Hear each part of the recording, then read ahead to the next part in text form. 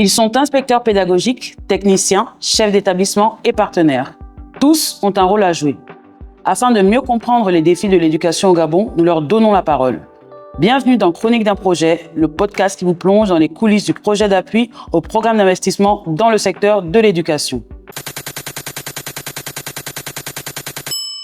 Aujourd'hui, on parle d'exigences contractuelles pour le suivi des travaux de construction avec M. Luc Ngaba, coordinateur national du projet PIS.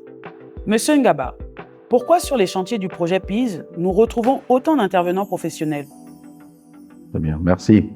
Alors, il faut dire que l'un des enjeux vraiment du projet PIS, c'est d'aider, d'appuyer le ministère de l'Éducation nationale à offrir à la communauté éducative des infrastructures scolaires de qualité.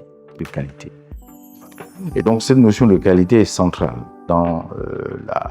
dans ce volet construction des infrastructures scolaires. Sachant que le ministère de l'Éducation nationale définit les besoins et ces besoins sont traduits sur un plan technique par des intervenants et ces intervenants, notamment la maîtrise d'œuvre d'exécution, appuient le ministère à avoir un dossier technique qui lui permet de recruter les entreprises qui vont réaliser les travaux. Et donc, cet enjeu de qualité se traduit en termes de solidité des ouvrages, de durabilité et surtout de fonctionnalité. Il faut que ce soit des ouvrages qui soient fonctionnels, conformes aux besoins définis par le ministère de l'Éducation nationale. Et ici, on parle ici des établissements scolaires avec tous les éléments programmatiques prévus, les espaces fonctionnels, les espaces spécifiques, pédagogiques. Donc, mais pour s'assurer vraiment de la réalisation des infrastructures avec dans cet esprit, dans cette approche qualité,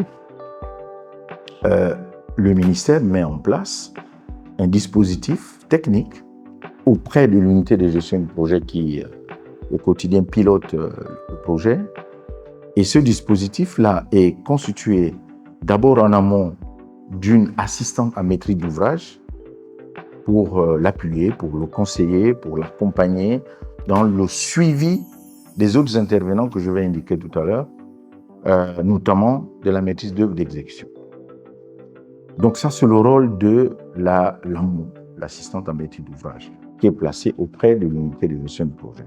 Donc, il y a vraiment un rôle d'analyse, d'appui, de conseil technique. Ensuite, vous avez la maîtrise d'œuvre d'exécution qui, sur la base du besoin, donc en gros des éléments programmatiques et des sites qui sont identifiés, va avoir deux missions ou une mission complète. Dans un premier temps, la définition vraiment du besoin au niveau maintenant technique, ce qu'on appelle des études architecturales et techniques, et dans un second temps, le suivi de la réalisation de ces ouvrages qui sont prévus par les entreprises, donc réalisation par les entreprises. Donc ce qu'on appelle ici la direction de l'exécution des travaux. Donc ça, c'est la maîtrise d'œuvre d'exécution.